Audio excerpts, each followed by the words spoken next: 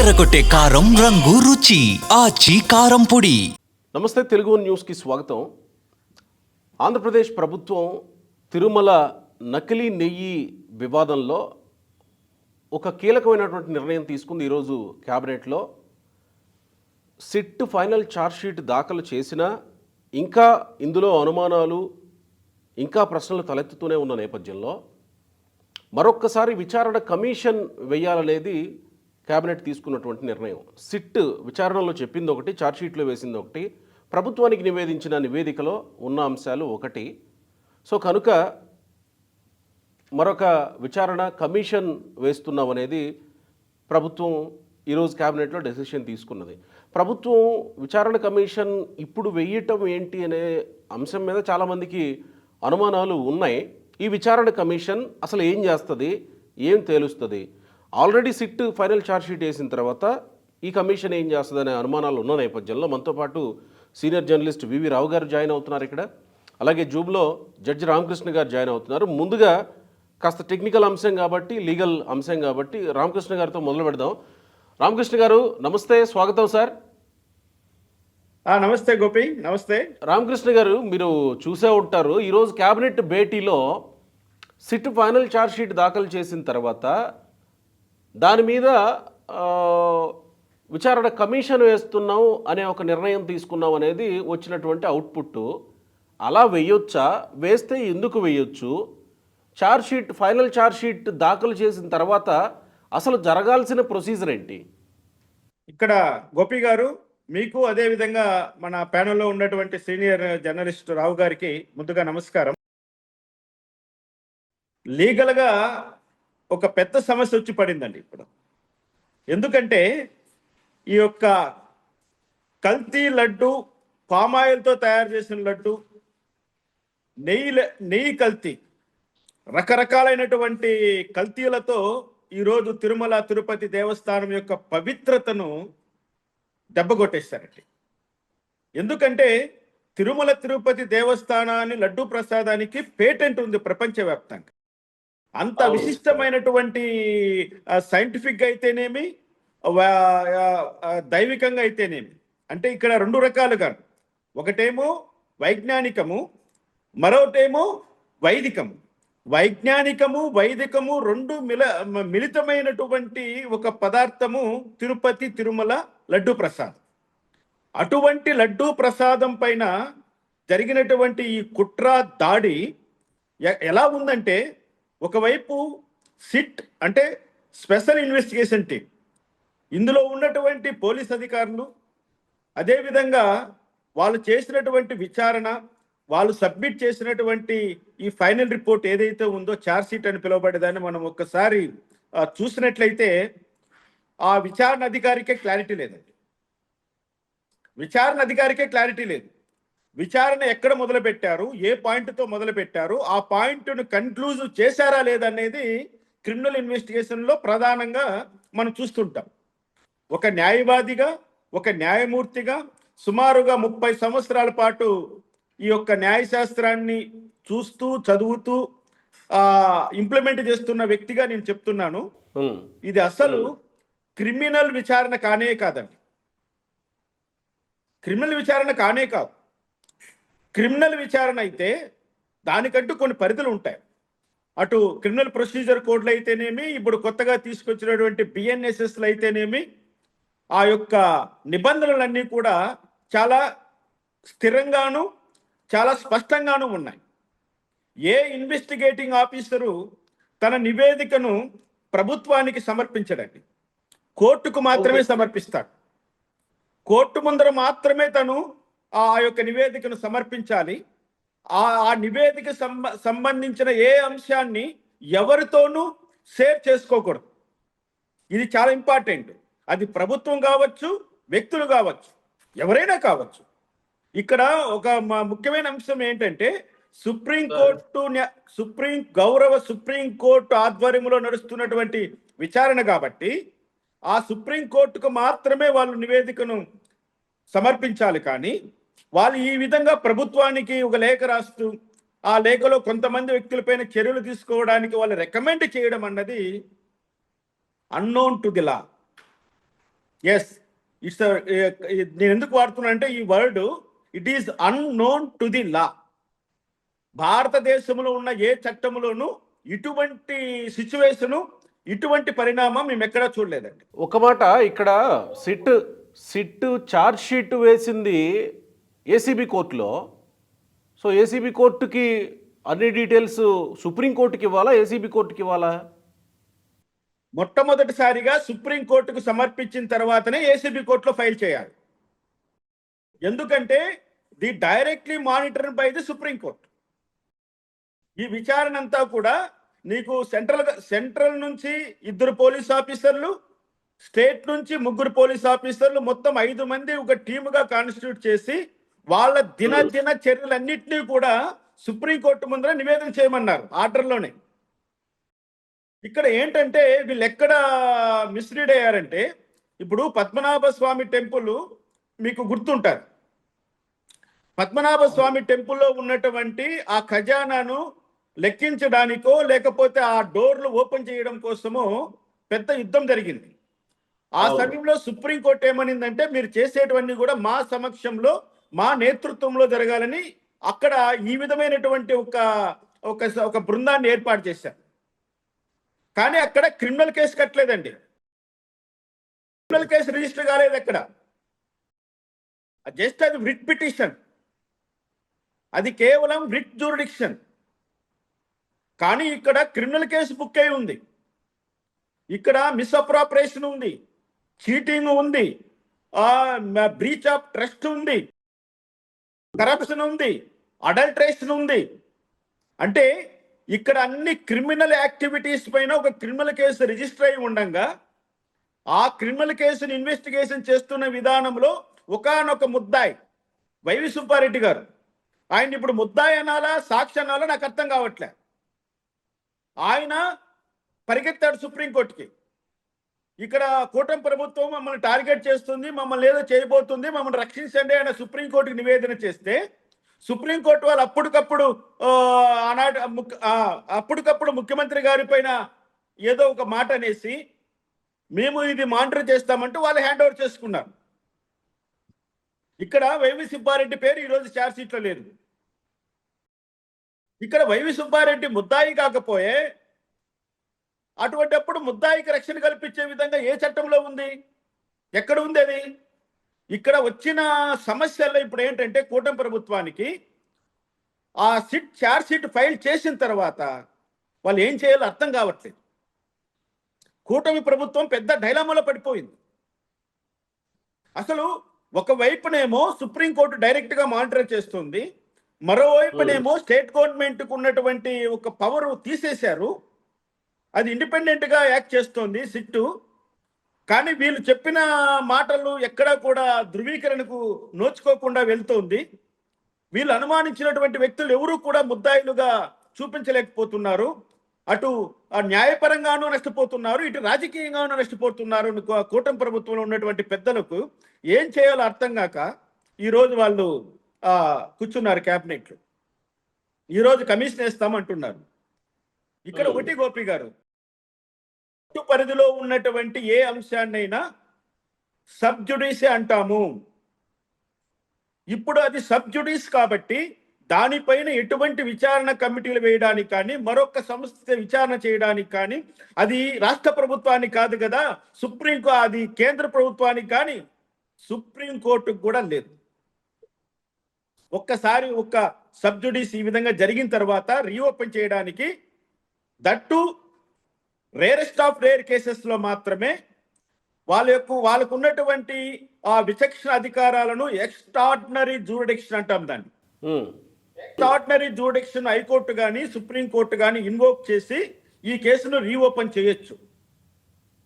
మరొక అంశం ఏంటంటే కూటమి ప్రభుత్వం ఎందుకు తొందరపడిందా అని నేను అడుగుతున్నాను. అంటే కమిషన్ వేయడంలోనా? ఇంతవరకు ఆ కన్సర్న్డ్ జ్యూరిడిక్షన్ మ్యాజిస్ట్రేట్ గారు కానీ ఏసీబీ కోర్టు కానీ ఈ సిట్ సమర్పించిన ఛార్జ్ షీట్ ను కాగ్నిజెన్స్ లోకి తీసుకోలేదు. నువ్వు ఎప్పుడైతే కోర్టు కాగ్నిజెన్స్ లో తీసుకుంటుందో అప్పుడు మాత్రమే దాన్ని ఛాలెంజ్ చేయడానికైనా, దానిపైన మరో రకంగా ఫర్దర్ ఇన్వెస్టిగేషన్ కు రిక్వెస్ట్ చేయడానికైనా స్టేట్ గవర్నమెంట్ కి పవర్స్ వస్తాయి. ఓకే. కానీ ఇంతవరకు కోర్టు కాగ్నిజెన్స్ తీసుకోలేదు కాబట్టి మీకు కాగ్నిజెన్స్ అంటే ప్రజలకు ప్రేక్షకులకు అర్థమయ్యేది ఏంటంటే నెంబర్ అలాట్మెంట్. ఆ కేసుకు ఒక సిసి 107 సిసి 108 అని పేరు పెట్టి దానికి 2026 క్యాలెండర్ ఇచ్చి సార్ అది సిసి నెంబర్ చేసినప్పుడు మాత్రమే కోర్టు కాగ్నిజెన్స్ తీసుకున్నట్లుగా భావించబడుతుంది చట్ట పరిధిలో. సిట్ సమర్పించిన ఛార్జ్ షీట్ ఇంతవరకు కోర్టు కాగ్నిజెన్స్ లో తీసుకోలేదు కాబట్టి దానిపైన ఎటువంటి నిర్ణయం చేసినా కూడా అది ప్రీ మెచ్యూర్డ్ యాక్టివిటీ అవుతుంది, లేదా సబ్ జుడిస్ అవుతుంది, more than contempt of court అవుతుంది. ఇప్పుడు ఒకవేళ దాన్ని కాగ్నిజెన్స్లోకి తీసుకొని దాని మీద న్యాయస్థానం ఏదైనా తీర్పు చెప్పిన తర్వాత ఆంధ్రప్రదేశ్ ప్రభుత్వం ఏదైనా అప్రోచ్ అవ్వచ్చా ఇట్లా? కాగ్నిజెన్స్ తీసుకున్న తర్వాత ఆంధ్రప్రదేశ్ ప్రభుత్వం కంప్లైనెంట్ కాబట్టి, డిఫాక్టో కంప్లైనెంట్ కాబట్టి ఆంధ్రప్రదేశ్ ప్రభుత్వానికి రైట్స్ ఉన్నాయి. ఓకే, అప్పుడేం చేయొచ్చు గవర్నమెంట్? వాళ్ళు మళ్ళీ రిక్వెస్ట్ చేయొచ్చు సుప్రీంకోర్టులోనే, వాళ్ళు సుప్రీంకోర్టుకి వెళ్ళాలి. ఓకే, సుప్రీంకోర్టు ఆర్డర్లో టిల్ ఫైలింగ్ ఛార్జ్ షీట్ అనే పదం వాడి ఉంటే ఆ రోజు ఆర్డర్లో టిల్ ఫైలింగ్ ఛార్జ్ షీట్ మేము మానిటర్ చేస్తామనే వర్డ్ వాడి ఉంటే సుప్రీంకోర్టు, ఓకే, అక్కడ సుప్రీంకోర్టు పవర్స్ సీజ్ అయిపోతాయి. ఓకే, లోకల్ కోర్టులో ఎంటర్టైన్ చేయొచ్చు తర్వాత. ఓకే, వాళ్ళు ఒకవేళ till filing of charge sheet అనే పదం వాడకుండా ఉంటే ఆ రోజు డే ఆర్డర్ లో ఇంకా సుప్రీంకోర్టు చేతిలోనే ఆ కొరడా ఉంటుంది. కాబట్టి ఇవన్నీ కూడా నేను అంటున్నాను ప్రీ మెచ్యూర్డ్ యాక్టివిటీస్ అంటాను. ఇంకా ఇన్వెస్టిగేషన్ కన్క్లూడ్ కాలేదు. ఫస్ట్ వన్, సుప్రీంకోర్టు నేతృత్వం నుంచి కేసు ఇంకా బయటపడలేదు. నెంబర్ 2, ఆ లోపలనే క్యాబినెట్ దీనిపైన ఒక నిర్ణయం తీసుకోవడం పొలిటికల్గా అది రేపు పొద్దున ఎగ్జిక్యూటివ్కి జ్యుడిషియరీకి క్లాసెస్ వచ్చేటువంటి ప్రమాదం కూడా ఉంది ఇక్కడ. అంటే ఓవర్ రైడింగ్ పవర్స్ ఎక్కడైతే కాన్స్టిట్యూషన్ లో ఉన్నటువంటి independent judiciary, independent activities of legal field ని బైపాస్ చేయడం కోసం పొలిటికల్ సిస్టమ్ అయినటువంటి ఎగ్జిక్యూటివ్ పార్టీ ట్రై చేసినట్లుగానే కోర్టులు ఇక్కడ అభిప్రాయపడతాయి. అంటే రామకృష్ణ గారు ఇక్కడ అప్పుడు చైర్మన్గా ఉన్నటువంటి వ్యక్తులు సంతకాలు ఉన్నప్పటికీ కూడా ఛార్జ్షీట్లో కానీ ప్రభుత్వానికి నివేదించిన నివేదికలో కానీ ఎక్కడా పొందుపరచలేదు. సో అప్పుడు సంతకాలు పెట్టినటువంటి వ్యక్తులు బాధ్యులు అవుతారు కదా, మరి వాళ్ళని ఇందులో చొప్పించాలంటే జరగాల్సిందేంటి? ఇప్పుడు వాళ్ళని ముద్దాయిలుగా చేర్చాలంటే ఫర్దర్ ఇన్వెస్టిగేషన్ కు రిక్వెస్ట్ పెట్టుకోవాలి.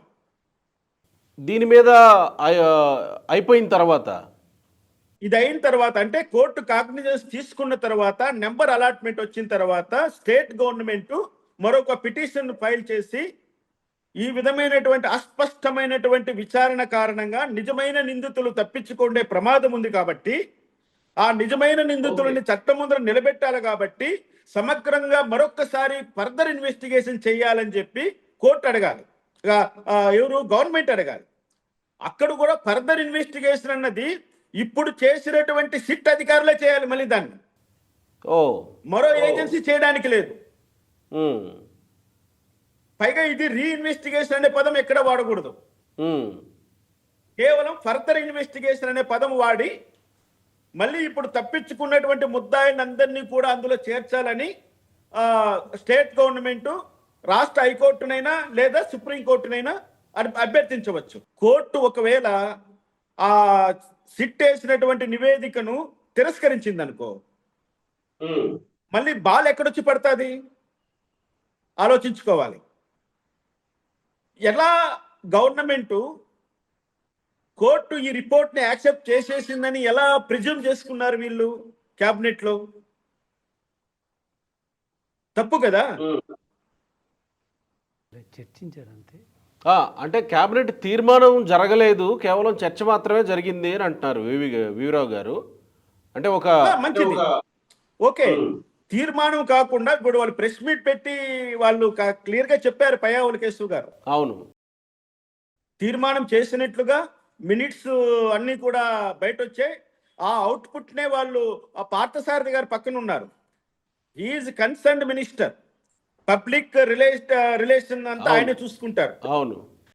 ఎప్పుడైతే పార్థసారథి గారి యొక్క సమక్షంలో ప్రెస్ మీట్ జరిగిందో దాని అర్థం ఏంటంటే ప్రభుత్వం తీసుకున్న నిర్ణయాన్ని ఒక ప్రాపర్ ఛానల్ ద్వారా ప్రజల ముందరికి తీసుకొచ్చారని భ్రమించాలి, మనం అనుకోవాలి. అదే ప్రెజెన్షన్. ఇక్కడ మనం వేరే రకంగా మాట్లాడడానికి లేదు. ఒకవేళ పార్థసారథి గారు ఇక్కడ ప్రెస్ మీట్ లో లేకుండా ఉంటే ఓకే కూడా పయ్యావుల కేసులు గారు చెప్పినటువంటి అంశాన్ని ఒక పొలిటికల్ యాంగిల్లోనే చూసిండేవాడిని. ఓకే పార్థసారథి గారు అక్కడ ఉన్నారు కాబట్టి ఆయన దానికి సంబంధించినటువంటి కన్సర్న్డ్ పోర్ట్ఫోలియో కాబట్టి ఇది మనం ప్రభుత్వం తీసుకున్న నిర్ణయంగానే భావించాలి, కేబినెట్ నిర్ణయంగానే భావించాలి. వాళ్ళు ఇంకా కేబినెట్ నిర్ణయాన్ని అమలు చేయబోతున్నారనే మనం భావించాలి. ఇందులో సప్లిమెంటరీ ఛార్జ్షీట్ వెయ్యాలి, వేసే ప్రయత్నం చేస్తామని కూడా ఒక మాట అన్నారు. దానికి ఎలాంటి అవకాశాలు ఉంటాయండి? ఇప్పుడు ఫైల్ చేసిండేది సప్లిమెంటరీ ఛార్జ్షీట్. ఫైనల్ ఛార్జ్షీట్ అన్నారు కదా. పేజీలో ఉన్నటువంటి ఛార్జ్షీట్ సప్లిమెంటరీ ఛార్జ్షీట్. ఓకే ఇది ఆల్రెడీ ఇంతకు ముందు ఒక ఛార్జ్షీట్ ఫైల్, 2 ఛార్జ్షీట్ ఫైల్ చేశారు. ఇది 3వ ఛార్జ్షీట్. ఇది సప్లిమెంటరీ ఛార్జ్షీట్. ఈ సప్లిమెంటరీ ఛార్జ్షీట్ లోనే వాళ్ళు ఏమంటున్నారు, ఆవు కొవ్వు, పంది కొవ్వు, ఫిష్ ఆయిల్ ఉండడం ఛాన్సెస్ ఆర్ వెరీ లో అన్నారు. ఇక్కడ అదే ఛార్జ్షీట్ లో పేజ్ నెంబర్ ఐ థింక్ 39 అనుకుంటున్నాను.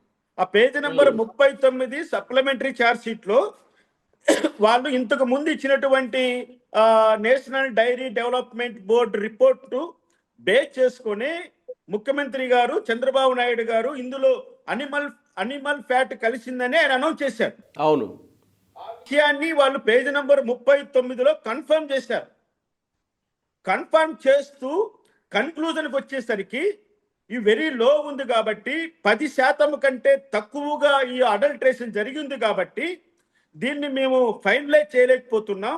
దీన్ని ఫైనలైజ్ చేయాలంటే వాళ్ళు ఏమంటున్నారు అంటే ఇంకొక టెస్ట్ జరపాలి, మరో టెస్ట్ జరిపితే అది ఉందా లేదన్న విషయం తెలుస్తుందన్న అంశాన్ని వాళ్ళు కన్క్లూజన్ చేస్తున్నారు.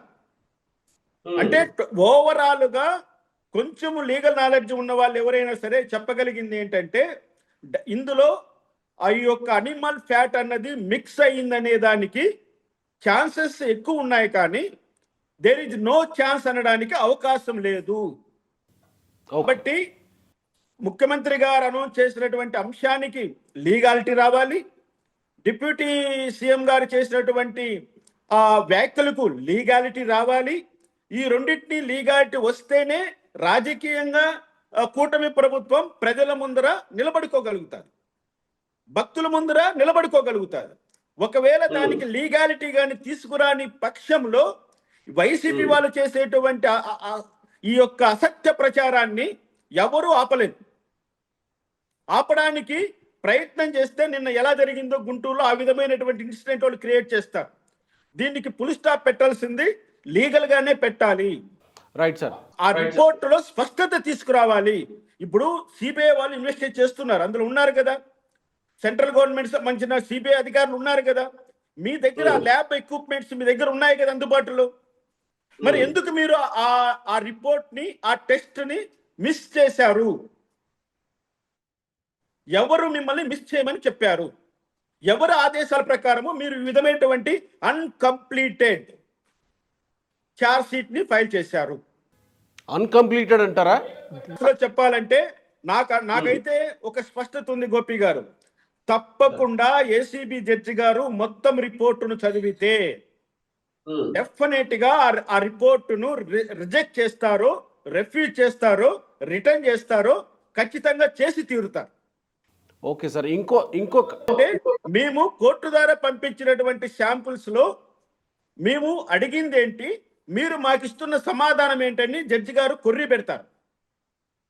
ఇక్కడ ఏమన్నారు జడ్జి గారు, ఆ 4 శాంపుల్స్ ని పంపించేటప్పుడు ఇందులో లార్డ్ కానీ లేకపోతే ఈ యొక్క ఎద్దు కొవ్వు కానీ పిస్సాయిల్ కానీ ఉన్నాయా లేదా డిటెక్ట్ చేయమని మీకు చెప్పారు. మీరు ఆ టెస్ట్ కండక్ట్ చేయకుండా నార్మల్ టెస్ట్ కండక్ట్ చేసి అందులో పామాయిల్ కలిసిందని, లేకపోతే బేటా కెరటిన్ ఉందని, లేకపోతే యాసిడ్స్ ఉన్నాయని, లేకపోతే ఈస్టర్స్ ఉన్నాయని చెప్తున్నారే కానీ అసలు విషయాన్ని మీరు కన్క్లూడ్ చేయలేకపోయారు. What is the reason behind it అని కోర్టు ఖచ్చితంగా అడుగుతుంది. ఆ క్వశ్చన్కు ఆన్సర్ చేయగలిగినప్పుడే సిట్ యొక్క ఫైనల్ ఒపీనియన్కి ఒక చట్టబద్ధత వస్తుంది. ఒకవేళ ఆ ఆన్సర్ కానీ వాళ్ళు మిస్ చేస్తే అది ఎప్పటికీ అన్కంప్లీటెడ్ వర్షన్ అవుతుంది గోపి గారు. దానికి నో కన్క్లూజన్ అట్ ఆల్. అంటే నిన్న పవన్ కళ్యాణ్ గారు అవసరం వస్తే ఆ శాంపుల్స్ ని మనము విదేశాలకు పంపించైనా టెస్ట్ చేయించవలసిందే. Right sir. అయితే థ్యాంక్ యూ అండి. Thank you sir. Thank you very much. Right, ఇది రావు గారు, మనం జడ్జి గారు చెప్పింది విన్నాం. ఆ 10% బిలో ఉండే అవకాశం ఉంది, దానికి సంబంధించిన టెస్టులు జరగలేదు. సో ఇది ఎప్పటికీ అన్కంప్లీటెడే అయ్యే అవకాశం ఉంది అనేది జడ్జి గారు చెప్తున్నది. మరి ఇప్పుడు ప్రభుత్వం అది అన్కంప్లీటెడ్గా ఉండగానే ఈ విచారణ కమిషన్ వేయడాన్ని ఎట్లా అర్థం చేసుకోవాలి? వేసే అధికారం ప్రభుత్వానికి ఉంటుందా ఉండదా? అంటే ప్రభుత్వం ఇప్పుడు జరుగుతున్నటువంటి ప్రభుత్వం అంటే ఒక పాలనే కాదు, రాజకీయ అంశాలను కూడా పరిశీలించాల్సిన అవసరం ఉంది. ఇప్పుడు ఆ ఛార్జ్షీట్ ఫైల్ చేయగానే జంతువుల కొవ్వు కలవలేదు ఇది అనేది వైసీపీ వాళ్ళు చేస్తున్నటువంటి ఆరోపణ. అవును, అదే ఇప్పుడు వాళ్ళు గగ్గోలు పెడుతుంది కూడా. ప్రభుత్వం ఏం చెప్తుంది? కల్తీ జరిగింది, ఇది కల్తీ జరగలేదని చెప్పలేదు కదా, కల్తీ జరిగింది, అసలు నెయ్యే కాదని చెప్పింది. అవును, వీడు అసలు మొదటికే నెయ్యి లేకుండా చేశారనేది వాళ్ళు చెప్తున్నారు. అంటే ఇక్కడ కీలక అంశం ఏంటంటే 10% ఫ్యాట్ ఉంటే ఇప్పుడున్న టెస్టుల్లో అది బయటికి రాదని, ఇంకా మైన్యూట్గా మైక్రో లెవెల్లో టెస్ట్ చేస్తేనే అది బయటకు వస్తుంది అనేది. మరి సిట్ చేయలేదాన్ని, దాన్ని సిట్ చేయకుండా రిపోర్ట్ ఇచ్చింది. ఇప్పుడు జడ్జి గారు చెప్పిన దాన్ని బట్టి మనకు అర్థమయ్యేది ఏంటంటే ఇది నివేదిక పూర్తి కాలేదు, విచారణ పూర్తి కాలేదు, కాకుండానే హడావుడిగా ఒక రిపోర్ట్ ఇచ్చారు. సో ఏసీబీ కోర్టులో ఒక ఛార్జ్షీట్ వేశారు, ప్రభుత్వానికి ఒక నివేదిక ఇచ్చారు. అంటే ప్రభుత్వానికి ఒక నివేదిక అంటే ఒక సూచనలాగా చేశారు, మీ అధికారులు ఇట్లా చేశారని రికమెండేషన్. ఆ రికమెండ్ అదే దీంట్లో పెట్టాలి కదా, ఛార్జ్షీట్లో పెట్టాలి కదా. అందుకని ప్రభుత్వం కూడా స్కోప్ ఏంటంటే ఇది కోర్టులో పరిశీలించిన తర్వాత దీనికి ఒక నెంబర్ వచ్చిన తర్వాత, అంటే యాక్సెప్ట్ చేస్తే, ఈ ఛార్జ్షీట్ని కోర్టు యాక్సెప్ట్ చేస్తే దీని మీద విచారణకి వెళ్ళాలి అనేది కాగ్నిజెన్స్లోకి తీసుకొని నెంబర్ ఇస్తే అప్పుడు ఆమోదించినట్టు అవుద్ది. ఆమోదించితే ఈ తేడాలు ఉన్నాయి, ఈ భిన్నమైనటువంటి వాదనలు ఉన్నాయి కాబట్టి దీని మీద మరొక విచారణకు మేము కోరుతున్నాము. మేము అనుకున్న సమగ్రంగా అంటే కల్తీ జరిగిందా లేదా అనే విషయాన్ని తేల్చలేదు. కల్తీ జరిగిందంటుంది సిట్, అసలు నెయ్యే కాదని చెప్పింది. అది అసలు నెయ్యే కాదంటుంది. అంటే కల్తీ జంతువుల దాని మీద క్లారిటీ రాలేదు, క్లియరెన్స్ రాలేదు. పైగా దీనికి సూత్రధారులు ఎవరు? అవును, ఆ విషయం చెప్పలేదు. అది లేదు. ఇప్పుడు వాళ్ళు చెప్పేది ఏంటి? అసలు వీళ్ళ ఆరోపణలు ఏంటి? టెండర్ నిబంధనలను సవరించి వాళ్ళకి అనుకూలమైన వాళ్ళకి ఇచ్చుకోవడం కోసం నిబంధనలు ఆమోదించారు, వీటిని రూపొందించారు. ఆ నిబంధనలు ఇచ్చిన తర్వాత ఈ కమిటీ అధికారులు కూడా, ఉన్నతాధికారులు కూడా గుడ్డిగా వాటిని ఆమోదించారు. వాళ్ళు సిబిఐ ఇచ్చినటువంటి ప్రభుత్వానికి ఇచ్చినటువంటి వీళ్ళకి అధికారం ఉండి కూడా వీళ్ళకి అధికారం ఉండి అంటే ఆ నిబంధనలు తగ్గించి ఎవరెవరికైతే టెండర్లు ఇచ్చారో వాళ్ళకి అసలు పరిస్థితి ఏంటి, వాస్తవంగా వాళ్ళు చేయగలరా, వాళ్ళు ఈ నెయ్యిని పాలను సేకరిస్తున్నారా, నెయ్యిని తయారు చేయగలరా, వీళ్ళకి నిబంధనలు అనుకున్న ప్రధానంగా నెలకి ఇంత నెయ్యి, ఇంత నెయ్యిని తయారు చేయగలరా అనేటువంటి ఏమీ పరిశీలించకుండా వాళ్ళు ఇచ్చినటువంటి రిపోర్ట్, కమిటీ ఇచ్చినటువంటి రిపోర్ట్ని అధికారులు గుడ్డిగా ఆమోదించారు, బ్లైండ్గా ఆమోదించారు. ఇది మీ అధికారుల తీరు అని వాళ్ళు సిబిఐ వాళ్ళు ప్రభుత్వానికి ఇచ్చినటువంటి ఇది.